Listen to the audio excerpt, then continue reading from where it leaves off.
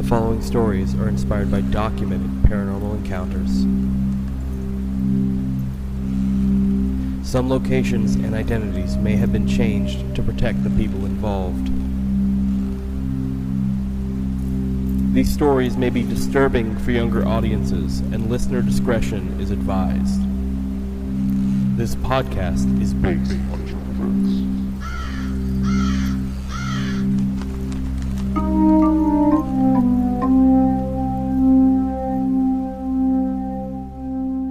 Hey y'all, I'm B, they, them. I'm Brandon, he, him. Hi, I'm Dalia, she, her. And this podcast is based on true events. Well, welcome to our first episode. Yay! I'm so excited. Really excited. Yes.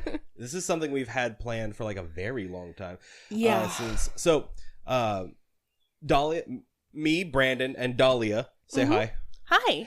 We're partners in life. We're here together. So since before me and Dalia were together, me and B had this idea for this podcast. So even before I lived like close enough to do it now. Yeah. Like this was, and the reason it started was because I probably told you this. B has just really good reactions to paranormal encounters. Like Fuck yeah. to scary shit in general. B has really good reactions to like based on true tale things. And so it's really fun. And nothing scares me more than like quote unquote true stories. yeah, That terrifies no, for me real. because you're telling me that could happen to me. No, yeah. Excuse me? No, Yeah. thank you. No, thank you. Yeah. How do I avoid that? Exactly. Okay. Well, so I've come, as you guys know, I've come up with like a bunch of ideas for this. Oh and yeah. things to do for this podcast and everything. And I think one of the main things that I would like to do, because the format for this does allow us to have guests on every once in a while, which I'm really excited for. That'd be really fun to do. There are 3 questions that we have to ask every guest, and therefore I think we should have to answer them now. Number 1, do you believe in ghosts? Oh, absolutely. Yeah. Yes. Wholeheartedly. Absolutely. Yep. Yeah, Of course, me too. absolutely, Yep. yeah. Okay. No questions asked. What Yep. about you? Yeah, I just am. Yeah, absolutely, of course. He's like, obviously. It was my idea.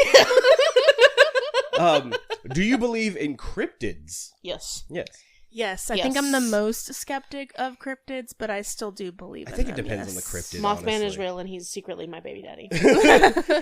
Mothman stole my catalytic converter in West Virginia. I think I definitely have cryptids that like I believe more than others. Like I think I'm less inclined to believe the Loch Ness monster. Yeah. Wasn't that a whale penis? Didn't that Some come would out? say. Some would say. I've never heard that theory, but I believe it. Yeah, because whale penises are like oh, really yeah, large. yeah. And they go Well, wee out the well, water. yeah. Yeah. So I would be really concerned if an animal that big did not Yeah. have Was not packing. was not packing. Yeah. Can you imagine like a peanut sized? Anyway, we don't need to go into that. Next. No, I think shit. There's also like the Tizzy Wizzy, which is just like obviously a fake one. You guys know about the Tizzy Wizzy? No, I thought you were making fun of my autism. No, why would I do that? No, hold on. Beast I have Tizzy Wizzy? here, What I did have you a call Beast I actually have a Tizzy picture on here. What'd you call me? This won't Yeah, be let me see. this won't be one of the pictures included in like the post on Instagram and things. So this is the Tizzy Wizzy, and it's a fake cryptid that was used, I believe, to like sell tickets to like boat things. Like this guy owned a boat and he's like, I'm gonna make up this cryptid or whatever, and he got this is an actual picture, by the way. This is not a mock-up. It's just really old. It's what is literally what I am looking at is it's a hedgehog. I think that's a hedgehog. It's got like a tail, fake wings, and antenna like taped to it. I was gonna say it just looks like a hedgehog It's a with hedgehog. like fake fairy wings. Yeah, that's put on exactly what it is. That's my spirit animal. That's exactly It's what same. it is. Same. The squonk is my spirit animal. The squonk. Squonk. The squonk. What are you guys' favorite cryptids? Mothman. That's my baby Mothman, daddy. yeah, okay. Yeah. I got to touch Mothman's ass. I The believe it. statue. No, I I have a also picture. got to, not with you, but at a different Yeah. point. Mm-hmm. Someone had a quarter in like the top of its crack when I was there. For good Great. luck. I love that. Mm-hmm. I think me and Dalia, I think we have the same favorite cryptid. It's the Jersey Devil. Yeah. Mm-hmm. Yeah, the New Jersey Devil. Jersey Devil, and then runner-up, very close, is Mothman. I love Mothman, especially because I've been to Point Pleasant and have seen the Mothman and the museum, and it's all very cool. So. Oh, yeah. Mm-hmm. I will say, I don't know if you guys have been like looking at the posts we've been making on Instagram, like in the lead up to this podcast, but we had one about cryptids, and another podcast commented the sheep squatch, and my what first is that? the whomst Right, the fucking what? Did you not see? Okay, hold on. I didn't see that comment. I got a picture of this too. I looked at because I was like, "There's no way this is fucking real." Well, obviously it's a cryptid, so maybe. But like, apparently, it's been on like those cryptid hunter shows, like on like History Planet, Animal Planet, and like History, that kind of shit. It's called the sheep squatch, and this is what it's supposed to look like. What the fuck? Yeah. So my first thought was, first of all, I'm good. But my first thought was, if I came face to face with the thing, I think I'd kill myself. Like, oh my god! I'm not. I have comments, questions, and concerns about myself because I looked at that picture and I went, "Damn, wait a minute." No, because he looks like the front cover of some books. Yeah, you know what I'm saying. I am we went to- unashamedly. I don't even think that's a word. I am unashamedly a monster fucker. Oh yeah. No, for real. Oh yeah. I got the Monster Girl encyclopedias downstairs. Oh yeah, in my living room exactly. as we speak. Well, if you take anything away from this podcast, take away that we are all monster fuckers. All three of us. 1, 2, 3. Moving on to the third question, we had an original goal in mind here. I forgot about that. The third question: do you believe in aliens? Oh, absolutely. Yeah, 100%. Yeah. You can't tell me that our universe is as big as it is, and we're the only quote unquote sentient beings. I agree. Ain't no fucking way. I agree. No way. No, I don't think. Yeah. I completely agree with that sentiment. At the same time, I don't think I've ever been really scared of aliens. Like, we have... Oh, no. We all have a mutual friend that's his greatest fear, is aliens. Really? Yeah. Do you not know which one I'm talking about? No, I don't. No, we have our friend Michael.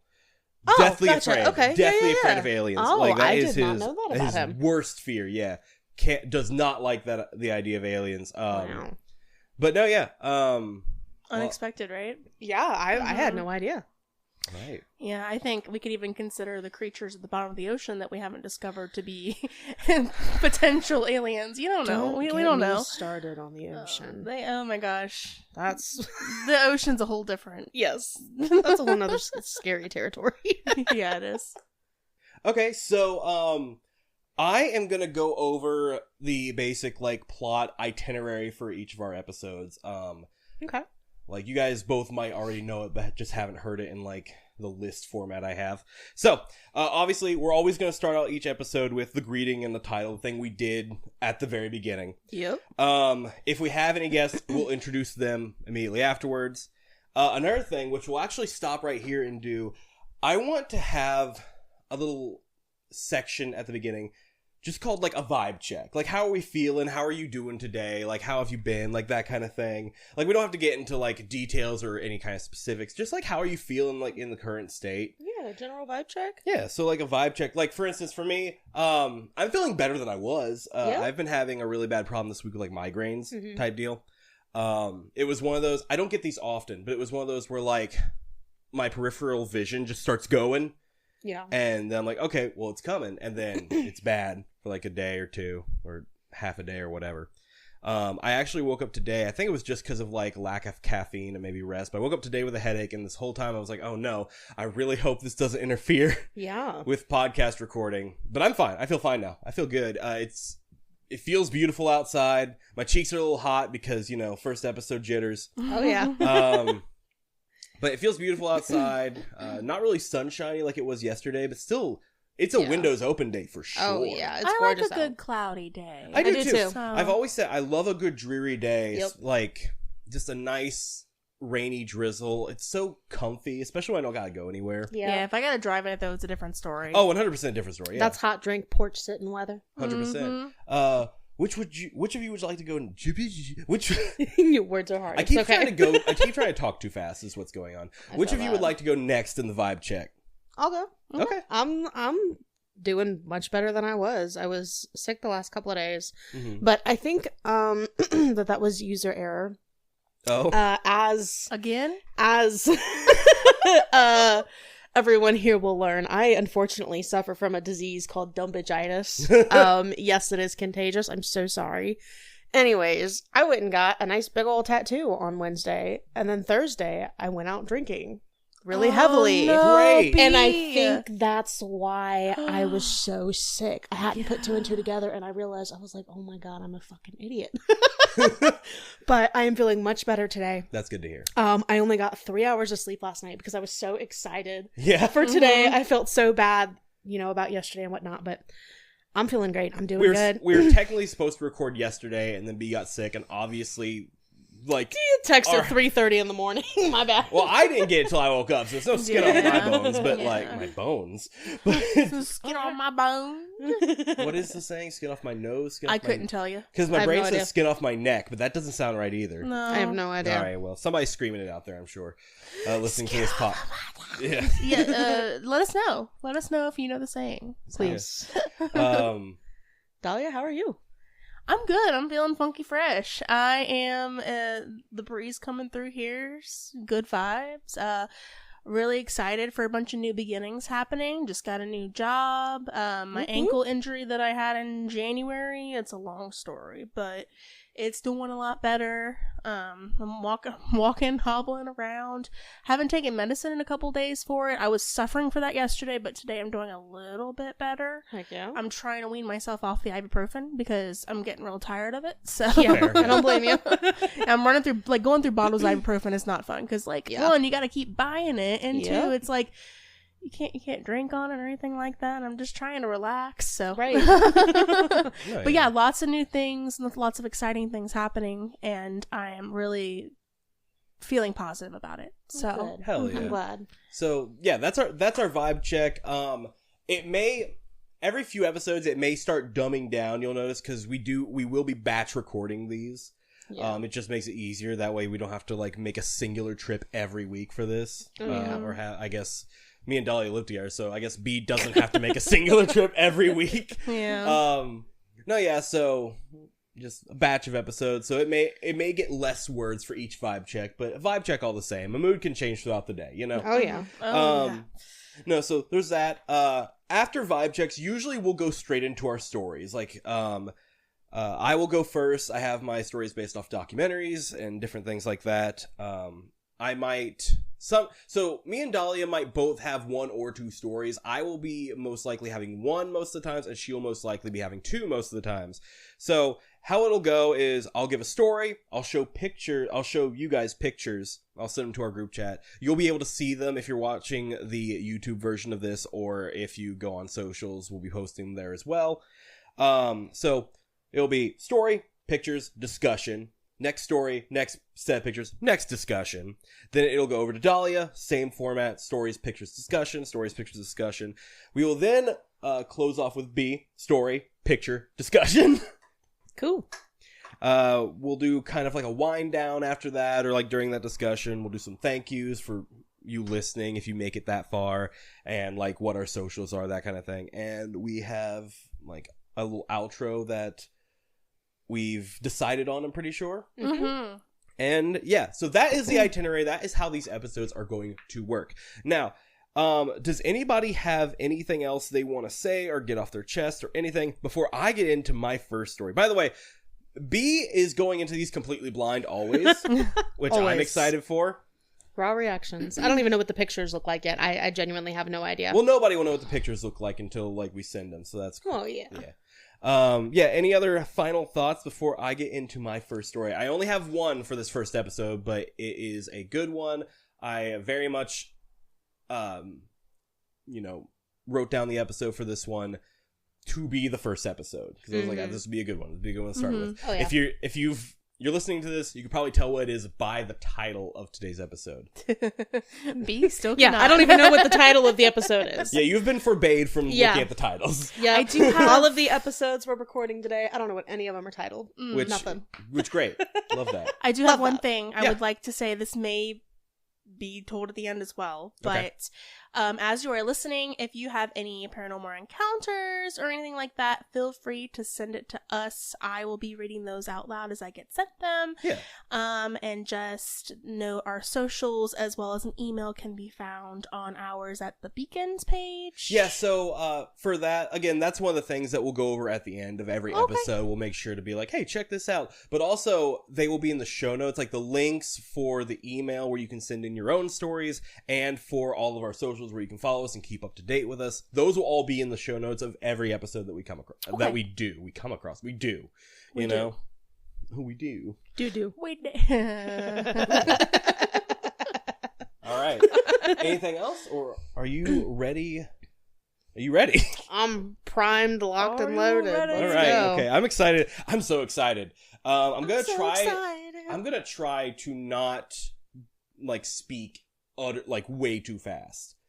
Because I'm trying to like calm myself down a bit. I think I'm trying to like hurry through to not messing things up. Very excited. Yeah, I'm excited. Yeah. Oh, yeah. Okay. What's wrong with that? Here we go. Here's like.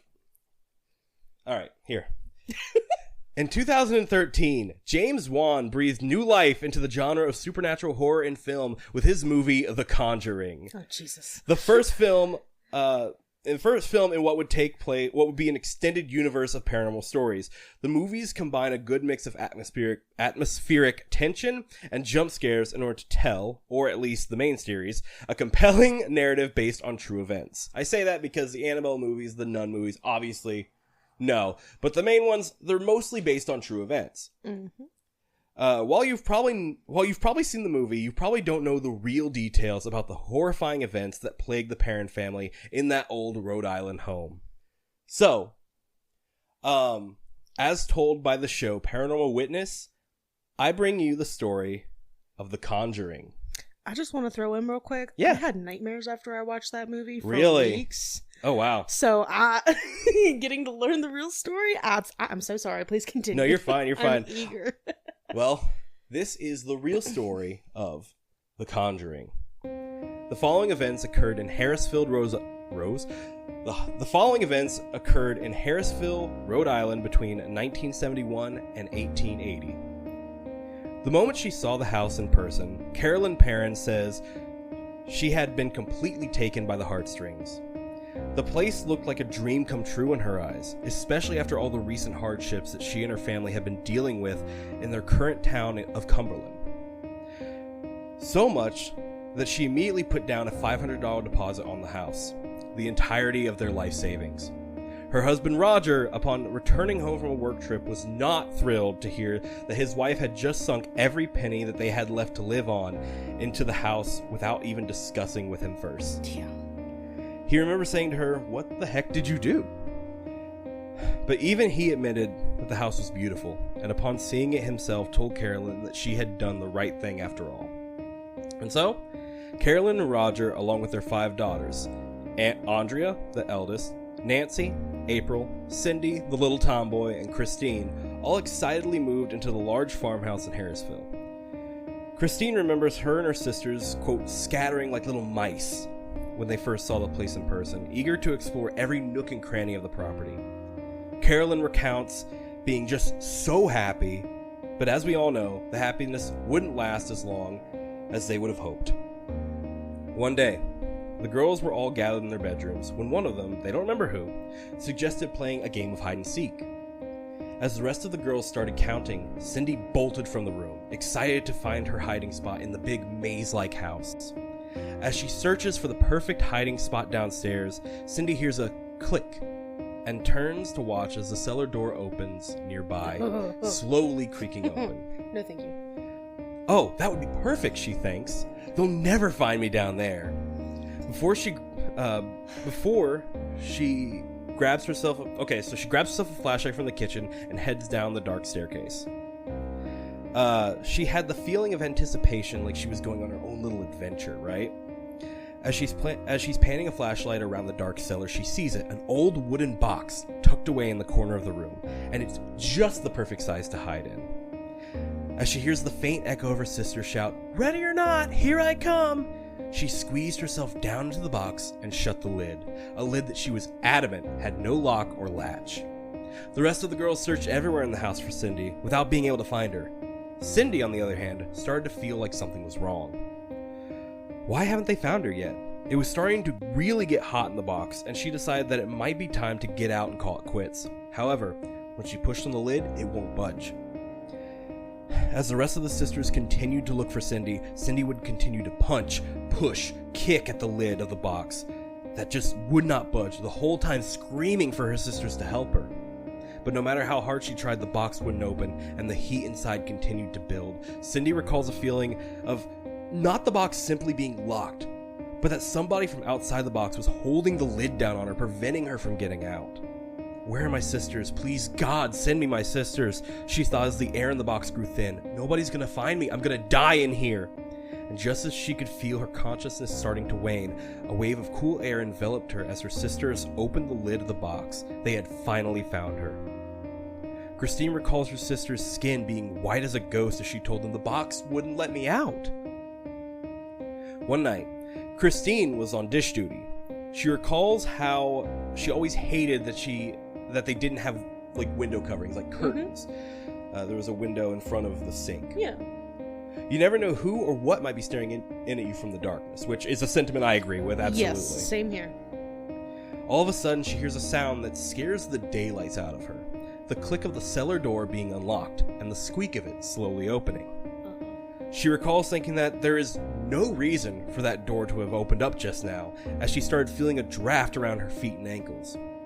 Well, as she turns back to the dishes, she sees a reflection of a face in the window that makes her drop the plate she was washing, shattering it. It looked like it was in the kitchen with her, looking over her shoulder in the reflection at her. She turns around to find nothing there, and when she looked back at the window, the reflection is also gone. Andrea was upstairs in her room one day doing her homework on her bed when she suddenly starts hearing the sound of a baby crying from downstairs. Which for a house with no babies is incredibly disturbing, I might say. Yeah. Not only were there no babies in the house, but Andrea was the only one home, period. So all on her own. Yep. She follows the sound down the stairs, which is honestly more than I would have done. Yep. The cries growing louder the closer she got, more frantic, almost like a wailing sound. Then, out of nowhere, Andrea says the cries just stopped. All of a sudden, the click and slow creak of the cellar door. She notices that she can see her breath from just how cold the house has become in just a matter of moments. Then, as she watched the cellar door with caution, it slams shut right in front of her. After telling her father, Roger, about what had happened later on, he decides to take a look at the cellar for himself. The first thing he notices that the latch in the cellar absolutely will not unlatch without somebody lifting it. It's one of those old ones where like it's a lift latch. Mm-hmm. You know what I'm talking Yeah, about, that's right? how my cellar is. Okay. Yeah. It was not broken at the very least. While looking around in the cellar, he feels the sensation of a hand going across his back, going from right to left in a very gentle way, to the point that he thought it was his wife Carolyn just caressing him at first. But as it stopped, he turned to find himself still alone in the cellar. Roger, feeling like something strange was going on, then decides to nail a board across the cellar door as a means to close it up. One night, when Andrea is asleep, she dreams of herself standing in the corner of her parents' room. In the dream, she sees a woman hanging over her mother, like in midair. The woman has no hands, but instead what looks like sticks and bits of wood protruding from the ends of her sleeves. Next to her mother, she sees her father lying torn to bits as if attacked by a vicious animal. Jeez. The woman's head whips around and looks straight at Andrea. She starts moving closer to her. Andrea is paralyzed and is forced to watch as the woman's eyeless, rotting face gets closer to hers. There's a car outside, my bad. If they haven't heard that. Andrea awakes with a gasp. It's over.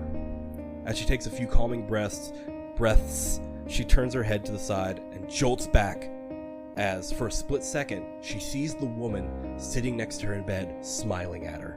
Jesus. That morning, Andrea goes downstairs to find her mother scribbling frantically on paper at the kitchen table. As Andrea picks up to take a drink of her mom's cup of coffee, she catches a glance at what her mom is drawing and drops the cup to the floor. Her mother was drawing the same lady that Andrea had just saw in her dream. Andrea tells Carolyn about her dream, and Carolyn confirms that she also seen the woman hovering over her bed that night. The mother and daughter then have another confirmation of what they have witnessed as Roger comes downstairs to make his morning coffee. Roger had multiple large scratches across his back. Jeez. Roger, while believing his wife and daughter about what they had seen, still can't quite wrap his head around everything going on and wants to believe that they aren't really in any danger, right? One night, the girls decide they're all going to have a sleepover together in Andrea's room. Andrea's room. Cindy wakes up in the middle of the night to find the temperature to have dropped to the point where she could see her own breath. She sits up to see... She sits up to see something hovering over Andrea's bed. As she rubs the sleep out of her eyes to get a better look, the face of the woman that Carolyn and Andrea had seen comes to sharp focus as it crawls across the floor towards her. No! The woman grabs Cindy's ankles and yanks her hard across the floor. As Cindy is dragged to the stairs, her gut instinct is to grab the railing on the banister and hold on for dear life. She tried to scream, but nothing would come out. Cindy somehow knows in her mind that the old woman is trying to drag her to the cellar. Then, as soon as she had appeared, Cindy's legs dropped and the woman was gone. On another night, Carolyn wakes up to the smell of smoke in her house. Carolyn's the mother. There's a lot of names, so I feel the need to reiterate. Yeah, you're good. As she sits up in bed, she sees two tall men who seem to be made entirely out of shadow on either side of her and Roger's bed. The men were holding what looked like floor-length smoldering torches. The old woman from Carolyn's past dreams walks into the room, standing at the foot of her bed, and all three start simultaneously banging their torches on the floor. Boom! Boom! Boom! In rhythm to the banging, the woman starts chanting. Carolyn doesn't understand the words, but instinctively feels like the three are trying to conjure up something.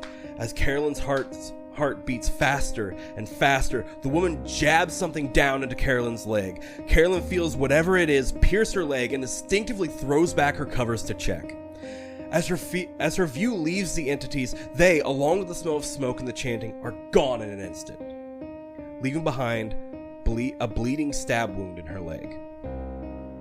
After that night, Carolyn started taking a turn for the worst. Her daughters recall their mother appearing and acting like she had aged by decades over a short amount of time, like something was feeding off her life force, draining it from her. Carolyn came to the conclusion that whatever was going on with her in her house needed to be researched.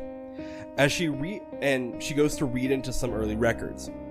She reads into some early records of who had lived there in the house over the centuries. She quickly realized just how much tragedy had been in that house. Suicides, drownings, people freezing to death. It was as though the place had been cursed. Then, Carolyn found something interesting. She read of a woman named Bathsheba Sherman. Bathsheba had apparently lived on the farm, and a child had died under her watch. There was a rumor around town that she was in league with the devil, and that she had sacrificed the baby for her own beauty and eternal youth.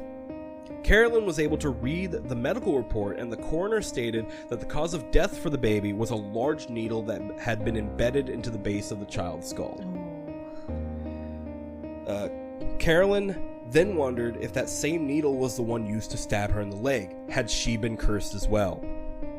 Is this the reason why she started aging so rapidly, and why her health has been breaking down?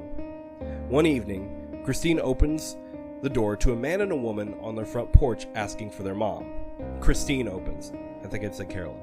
Christine opens the door. This couple was Ed and Lorraine Warren. Apparently, they had gotten wind of the family having some problems and wanted to reach out to help. Carolyn, cynical and skeptical as she was willing to take all the help she could get at this point and allowed them to look around her house. Andrea recounts how Lorraine would pause in each room, taking in whatever energy was there before moving on to the next. Everything was quiet in the house. Then, without warning, a nearby lamp light started flickering rapidly as Lorraine started shaking. After a moment, Lorraine states that she senses a malignant presence in the house. And then, to Carolyn's surprise, Lorraine then names the presence as Bathsheba. Damn. It was as if somebody had just slapped Carolyn across the face. How did this woman, who she had just met, know that name? The Warrens asked the parents if they would allow them to perform a seance to attempt to banish Bathsheba's spirit from the house. While they agreed, Roger was very against it. He just couldn't shake the feeling that there was something wrong with going forward with the seance. The Warrens brought a medium with them as well as someone to film. The daughters were banished to the second floor, but Cindy and Andrea snuck back down in order to watch through a crack in the door of the room, as kids are wont to do, as I would do. Oh yeah, I'm nosy. The medium called out to the spirit of Bathsheba. If you're here, please come forward and tell us what is troubling you. Total quiet in the house. A candle on the table goes out.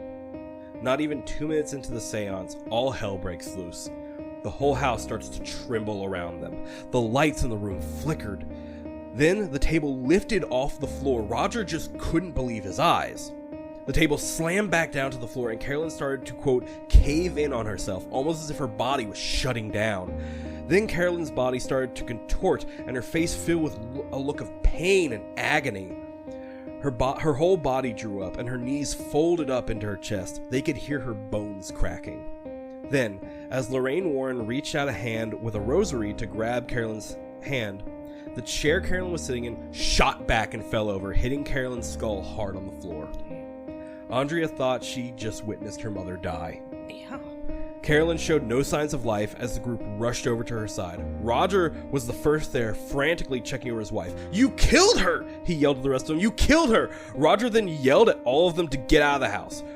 Roger took Carolyn to the couch. Not knowing what to do, he just cried as he held her hand. Not being able to take it anymore, Roger grabbed his wife by the shoulders and shook her. "You come back to me," he yelled. "You don't leave us. You don't leave your children. You are not leaving us." Andrea and Cindy rushed to their mother's side, Cindy begging her mom to come back to them. Carolyn remembers it taking every ounce of strength she had to open her eyes.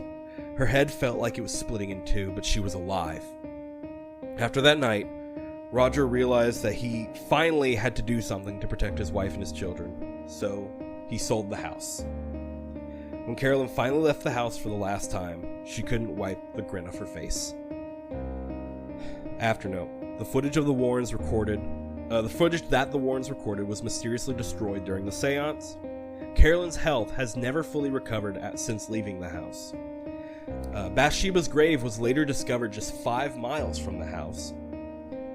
Andrea later went on to write a trilogy of books, which I actually own, titled House of Darkness, House of Light. It's a trilogy. They're really thick books, and it's chronicling her family story way more than a 43-minute episode of a documentary could ever hope to.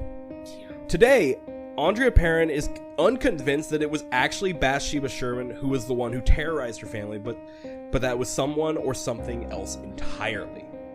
The house has since changed hands a few different times, and up until recently was still available for tours. However, I don't believe it is currently.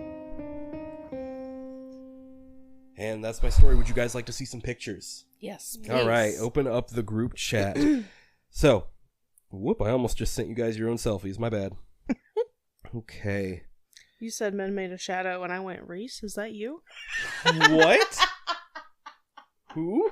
Oh, your smut books. Oh, Reese. Okay, yeah, I haven't read that one yet. Okay, so this first picture is, and you'll be able to see this too, either on the socials or if you're watching on YouTube. This first picture is a picture of what the Conjuring house looks like today.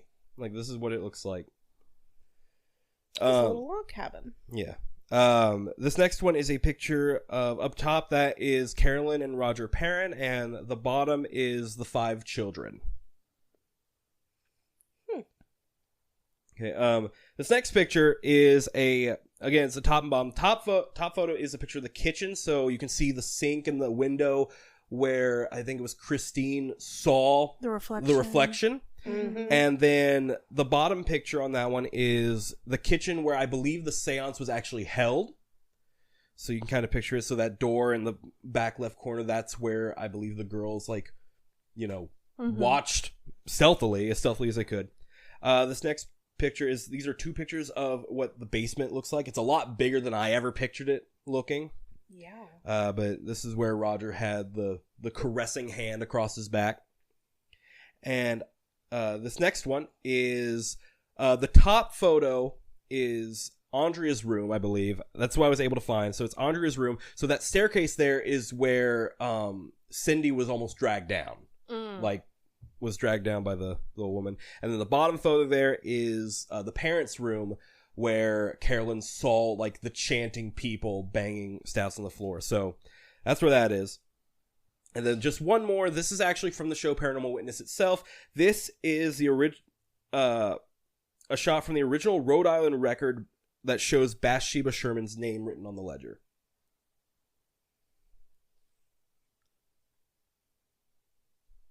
What do y'all think? Open up to discussion.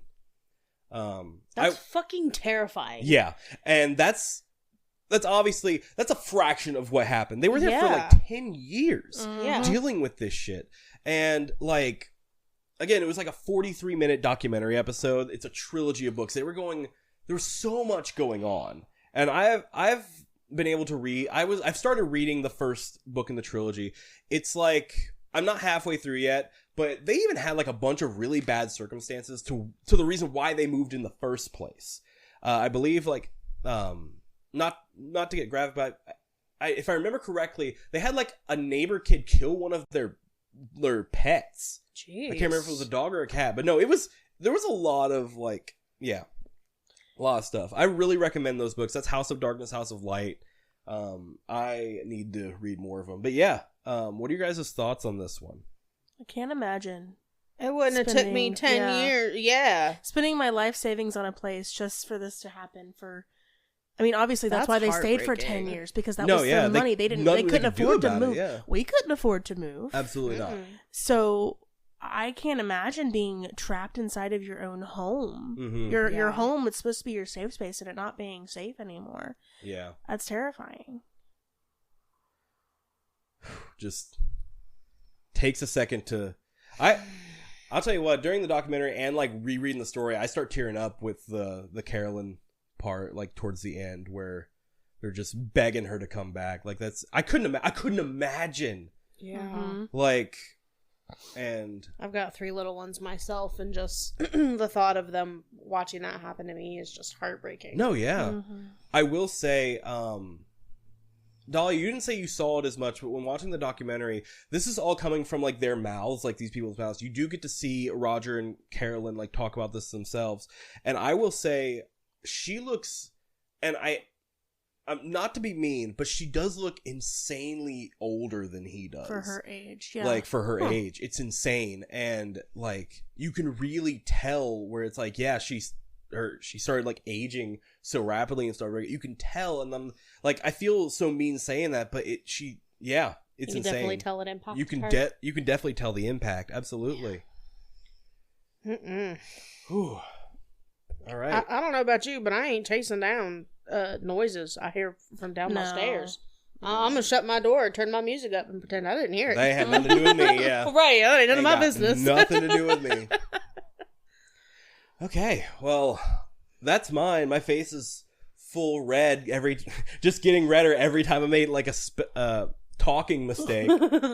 First episode jitters. First episode jitters. Also, we're human. We're allowed to make mistakes. Absolutely. Oh, yeah. Mm-hmm. All right.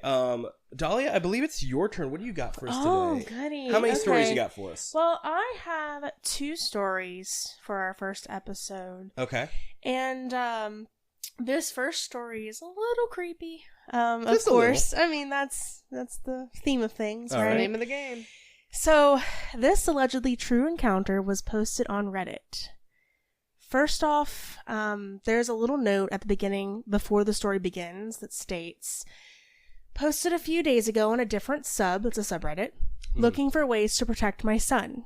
Yesterday, we bought some carbon monoxide detectors, all good there, and saged. This has been happening over the course of the last couple weeks, but last night things took a turn. So let's get into it. I call this encounter the fake dad. Oh no. Great. Oh no. Okay. My son CJ, 4 years old, appears to have an entity bothering him. He calls him his fake dad. He's mentioned him for a while now, but anytime we ask questions about fake dad, he usually changes the subject. At first, we laughed about it, thinking it was a strange name for an imaginary friend. But I'm starting to think that's not the case. Recently, it's been escalating. Last week, CJ told us he used to have a fake mom, but she drowned in the ocean. Creepy, but we were driving back from the beach at the time. We asked if fake dad was with us, and he said no, and that he didn't really want to talk about fake dad anymore. Tonight, my husband and I were eating dinner after CJ had gotten up to play, and we heard him say to himself, "Ouch! That was a bad idea. I should have never listened to him." We asked him what he meant, and he told us that fake dad told him to walk across his new train track for his new birthday present that he loves. I apologize. CJ told us that fake dad always tells him to do bad things, like break his toys. He hasn't done this yet, but tonight was the first time he really opened up about fake dad. He also told us that fake dad gets mad when he hugs his dad. He was pretty upset and told us he doesn't like fake dad and wishes he would leave him alone. As I was typing this, CJ started crying from his bedroom. I went to check on him, thinking he was messing around and hurt himself. But the lights were still off, and he had fallen off the bed, which he has never done before. He was confused about how it could have happened. This is escalating quickly. What kind of entity is this, and how can I help my son? Thanks for your help. And then you scroll down, and there's a comment from another user who said, "How long have you lived in this house? Have you ever had anything happen before that could have been paranormal?" To which the OP responded, "We've been here for almost 2 years. We've had weird things happen both here and at our old house. Slamming doors, footsteps, walking upstairs when everyone is together, lights flickering, etc. When I was pregnant with CJ, things got creepier. There was a dark shadow in the basement, and we got this overwhelming feeling of dread down there. After staging one time, my husband and I were walking back upstairs, and we both felt a whoosh go by the stairwell. I also saw a man outside the house, one time in a gas station bathroom, and once sitting in my car. Same man, and he'd just be there for a second and disappear. I chalked it up to pregnancy hormones. In this house, when my husband was out of town, I woke up one night to see a man sitting on the chase beside the bed. It was dark, so I can't say if it was the same one as before, but definitely the same evil feeling. We also have a room in this house that was an addition, and it just has a creepy vibe. We lock it at night, but my older kids have heard rattling on the doorknob, and sometimes scratching at the door. That door is connected to CJ's room. We do not have pets. Everyone has experienced it one time or another. Both houses were less than 30 years old, and all occupants were alive while living there. Now, any thoughts before I tell you an update? That baby got something attached to him. B, you've been pregnant. I have been pregnant. Yes, do pregnancy hormones make you see people? No. Is that a thing I don't know about? Or So during my pregnancy, no, I never had anything like that. But after my pregnancy, I had hallucinations, and I had to go through some behavioral treatment and get medicated and all that. But that was after the baby was out. Either way, that's terrifying. Not like. So I'm hearing it's possible at the very least. So like that wouldn't have been a bad way to explain it away for them. Because so when I brought it up to my mom, and I was like, "Mom, is this normal? What's happening?" And she, "Oh yeah, that's normal. It happened to me." And I go to my doctor, and he's asking me, and I'm being honest, I'm telling him about it, and he looks at me, and his mouth just drops, and he starts shaking his head, and he's like, "No, that's not normal. You need help." Thank you for sharing that with me. No, yeah. Well, they say children could see things, so it's very possible that absolutely. the vessel could also. My mom, she swears up and down that the story is true. Her mom passed away when my mom was 16 or 17 years old, I want to say. Mm-hmm. So I never got to meet my grandma. But my mom says that when I was little, she would come into my room and she would find me just like sitting by myself, like laughing my ass off or something, like I'm being tickled. Lovely. And when she would ask me what was going on, I would tell her that I was playing with Grandma Bobby. And my mom was just like, Excuse me, but that wasn't like none of that feels malicious. Like this kind of does. I don't like fake dad. I don't like fake dad. I don't like fake dad. So you said you had an update though. I do have an update. Lovely. Let's hear it. All right. So, update. Last night we heard a loud bang coming from CJ's bedroom. I went to check on him, but the lights were off and I could see CJ in bed and it looked like he was asleep. I was standing in the doorway trying to figure out what caused the noise when my husband walked up behind me. Suddenly, CJ sat up in bed and said, "He told me you would come." I asked CJ who told him this, and he pointed to the corner of his bedroom and said, "Fake dad." I looked toward where he pointed and saw a silhouette of a very large man standing in the corner. I'm swinging. Get out of my baby's room. I'm swinging. My husband saw the same thing and quickly turned on the light, but nothing was there. We packed some bags and left. There was no way anyone was going to sleep in that house, and honestly, I'm not sure if I ever want to go back. We're at my aunt's house now, and we're going to talk to her priest this afternoon. I feel like I'm living in a horror movie. What the hell is this thing, and how can I get it to leave my child alone? So I've actually put a note next to this link post and all of my notes saying to keep checking for updates, and there has not been an update since. Okay, so maybe eventually, if there is, we could do like a bonus episode or whatever, like of different updates. Yeah. That'd be cool. So I do have a photo for you guys. Great. And this photo is actually from Phasmophobia, but it's sort of how I pictured the very large man standing in the corner of CJ's bedroom to look like. Hate that. I'm not a fan of that. Terrified. Man, I'm telling you, whatsoever. if I walked into my child's room and I seen that, I'm swinging. I'm swinging. I'm about to put because what do you mean? Listen, so my flight or fight response when I am by myself and it just concerns me, it's flight. I'm running. I'm gone. But when it comes to my babies, no, of course. Oh, I'm swinging. Yeah. There wouldn't be any time to think. I'm just. I'm grabbing whoever's closest, putting a Scooby-Doo-esque hole in the wall. Yes, literally. Exactly. Oh, no thank you. Yeah, no, I thought that was really creepy. I thought you might have some stuff to say, especially because it concerns her child. Yes. Oh my. Yeah. So my children have never done any weird shit like that, except now Rylan, when he was younger, my son. Okay. When he was younger, he would tell us that he was playing with his Papa Mike, which is my husband's dad, who passed away when my husband was 17 as well.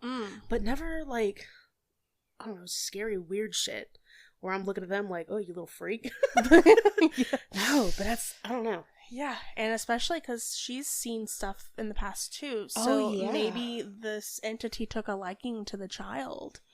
I don't know. I don't know. Any way you swing it, I don't really like it, so. No,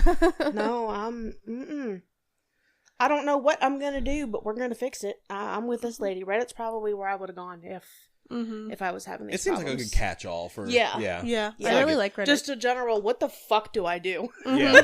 Help. Yeah. People from all sorts of places get on there. And, please help. Yeah. Absolutely. Please help me. Absolutely. I have found, like, solutions to, like, posted, like, years ago for problems that I've had. So, it's helped, yeah. Oh, yeah. Okay, you got one more for us? I see. Excuse me, yes. You okay? I do.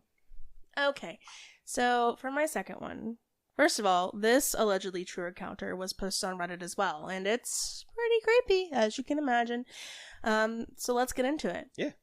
I've titled this encounter, The Smiling Woman. No. No, thank you.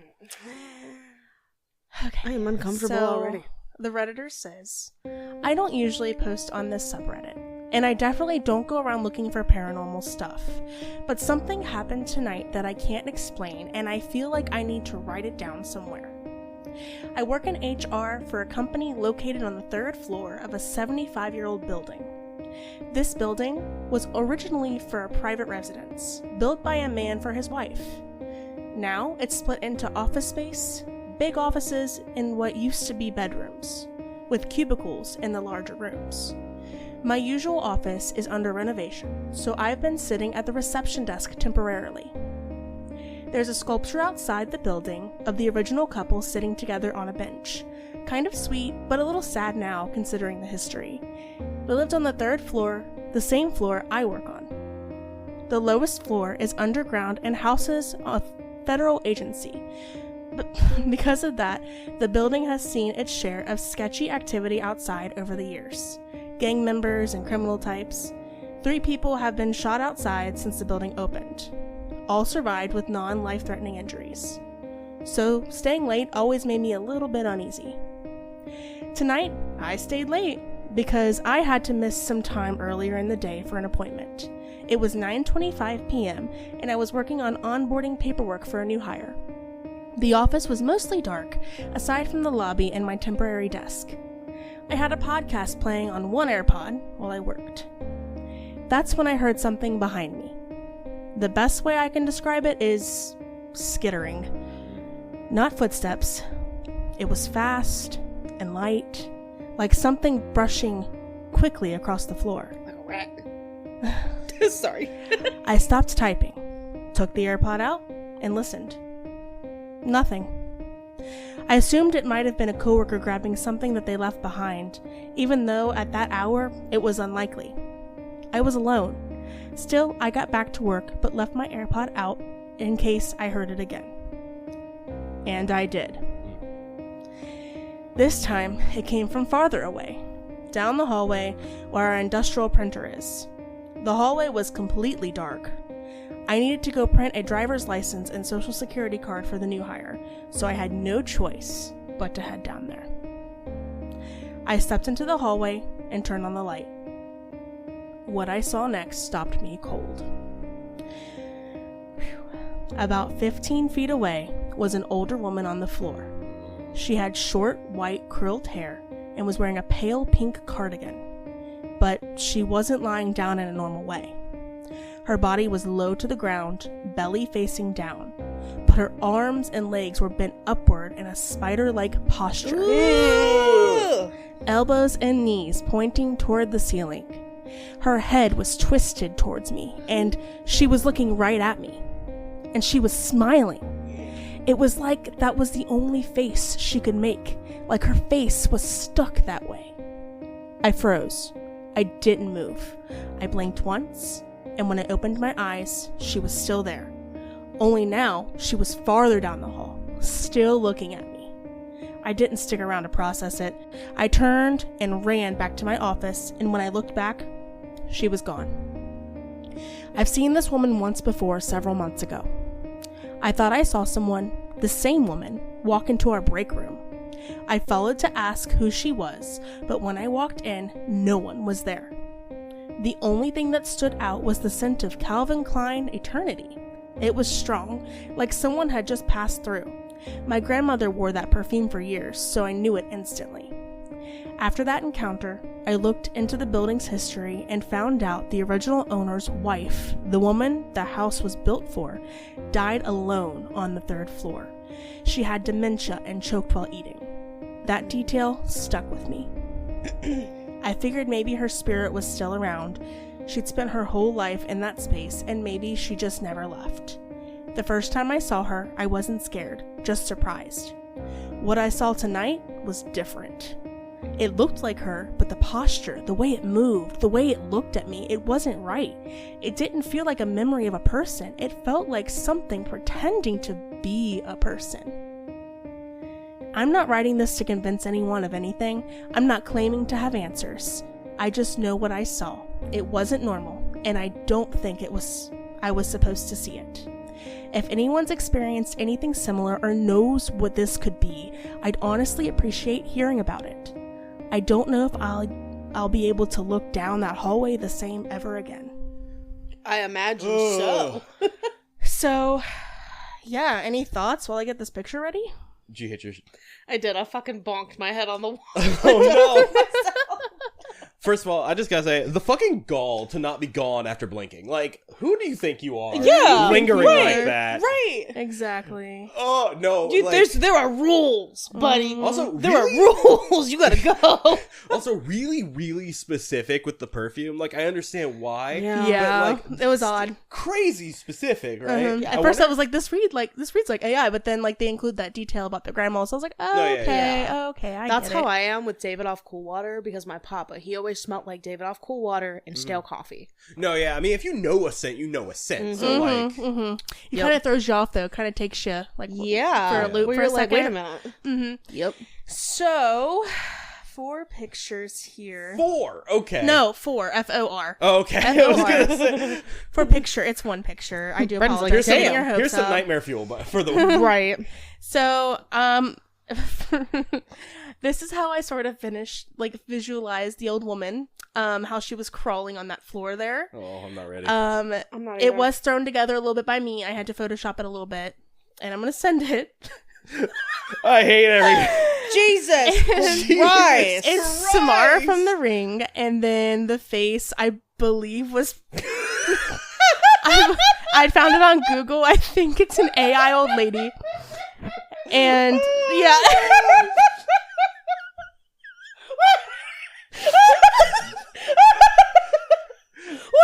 Why does her hair look like that? It looks like a poodle. got that Justin Timberlake ramen hair. He said it was like curly white hair. So listen, okay, so I used to work in a hair salon. So when I hear a little old lady, words are hard. When I hear little old lady with white curly hair, I think of the cute little old ladies that would come in once a week to get their perms and get their hair set for the week. I'm sure that's probably how it looked, but this was this is available. This is available. What the fuck? This is what was available. You did wonderful. You did great, sweetie. You did a wonderful job. It's beautiful. I wasn't gonna pour my heart and soul into it. It's beautiful. I thought I'd get a giggle. So you did great. I'm glad. We laugh now, but if I saw this in like an empty office building, I'm shitting my pants immediately. Drawers filled. Like, body emptied, everything gone. Like one of those feelings where you just feel everything drop out of your face. Yes. Like, oh no, yeah. Your heart dropped out through your butthole. It's gone. No, because like if you blink and it's gone, at least you can kind of rationalize with yourself. Okay, maybe I just like am stupid, but like. The gall to just be around after the blink, absolute to be in a different position. Yeah. Go fuck yourself. I'm sorry. That's what I'm saying. There's rules, buddy. You're supposed to be gone after I blink. Yep, exactly. That's fucking rude. After hours in an office too, alone in a gigantic building with history. Oh yeah, I wouldn't last. It's peak liminal. And you know she's not getting paid extra. I bet you she's salary. Of course. And so she ain't getting paid extra to deal with this bullshit. Nope. HR, absolutely. No. What's that? Been there, done that. No. Right. Not.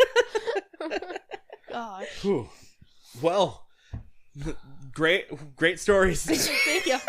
Love those. Those are a strong start for a good episode. For first episode, I thought. Yeah. That's both of those, just imagining those, well, I say both, but all 3 of those situations, imagining those happening to my family. Absolutely not. Is just, no. Yeah. I replaced the names in my head with the names of the people in my family, and I'm like, God, what would I do? No, if for I real, was, yeah. if that was, I mean, I run my mouth, I talk a lot of shit, but genuinely, what would I do? No, yeah. If that was me. That's the scary part. I'm not going down the stairs to check out the creepy noise, I'll tell you that much. No, yeah. So, B, are you ready to help us wind down a little bit with something a little bit more lighthearted? Yes, I am. Here's our palate cleanser for the day. Looking forward to this one. I'm excited. So, the story that I chose specifically for this first episode. I feel like it's a really powerful story, and it's a great reminder to just be kind. Of course, It's, you know? Let's see. So, it originally came from a post that was titled, Have you ever picked up a hitchhiker? Okay. And this was posted 14 years ago. Okay. If you're someone who's on Reddit a lot, and I say the words, today you, tomorrow me, you're going to know exactly what story I'm about to read you. Okay. Period. All right, here we go. Yeah. So again, the main question for the original post was, have you ever picked up a hitchhiker? Yeah. And this is this person's response. Just about every time I see someone, I stop. I kind of got out of the habit in the last couple of years, moved to a big city and all that. My girlfriend wasn't too stoked on the practice. Then some shit happened to me that changed, and I'm back to offering rides habitually. If you would indulge me, it's a long story and has almost nothing to do with hitchhiking other than happening on a road. Yeah, you good. Yeah. This year, I've had 3 instances of car trouble. A blowout on the freeway, a bunch of blown fuses, and an out-of-gas situation. Been there, done that. That shit sucks. Of course, yeah, absolutely. All of them were while driving other people's cars, which for some reason makes it worse on an emotional level. It makes it worse on a practical level as well, with the fact that I carry things like a jack and extra fuses in my car, and know enough not to park facing downhill on a steep incline with less than a gallon of fuel. Fun fact, when I was, I want to say 16 or 17, I drove a Ford Explorer. Yeah. And I drove my brother to a park. Okay. And there was not enough gas in my car. Oh no. Anyways, my grandpa had to come start me. Let me get back in here. Anyway, each of the times this shit happened, I was disgusted with how people would not bother to help me. I spent hours on the side of the freeway waiting, watching roadside assistance vehicles blow past me for AAA to show. The 4 gas stations I asked for a gas can at told me that they couldn't loan them out for my safety, but I could buy a really shitty 1-gallon one with no cap for $15. It was enough each time to make you say shit like, this country's going to hell in a handbasket. But you know who came to my rescue all 3 times? Immigrants. Mexican immigrants. None of them spoke a lick of the language, but one of the dudes had a profound effect on me. He was the guy that stopped to help me with a blowout with his whole family of 6 in tow. I was on the side of the road for close to 4 hours. Big Jeep, blown rear tire, had a spare but no jack. I had signs in the window of the car, big signs that said need a jack and offered money. No dice. Right as I'm about to give up and just hitch out of there, a van pulls over and dude bounds out. He sizes the situation up and calls for his youngest daughter who speaks English. He conveys through her that he has a jack, but it's too small for the Jeep, so we will need to brace it. He produces a saw from the van and cuts a log out of a downed tree on the side of the road.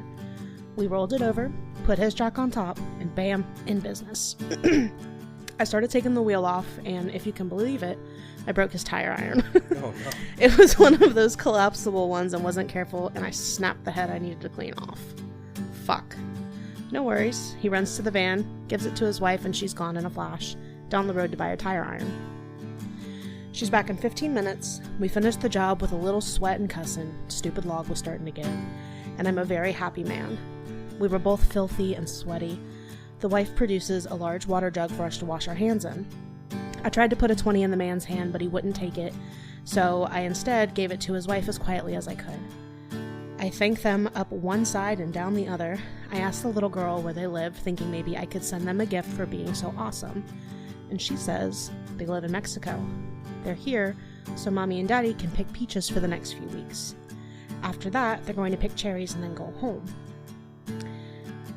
She asked if I had had lunch, and when I told her no, she gave me a tamale from the cooler. The best fucking tamale I've ever had. So to clarify, a family that is undoubtedly poorer than you, me, and just about everyone else on that stretch of road, working on a seasonal basis where time is money, took an hour or 2 out of their day to help some strange dude on the side of the road when people in tow trucks were just passing me by. But we aren't done yet. I thank them again and walk back down to my car and open the foil on the tamale because I am starving at this point. And what do I find inside? My fucking $20 bill. I whirl around and run up to the van, and the guy rolls his window down. He sees the 20 in my hand and just shaking his head like no, he won't take it. And all I can think to say is, por favor, por favor, por favor, with my hands out. Dude just smiled, shakes his head, and with what looked like great concentration, tried his hardest to speak to me in English. Today you, tomorrow me. Rolled up his window, drove away, his daughter waving at me in the rear view.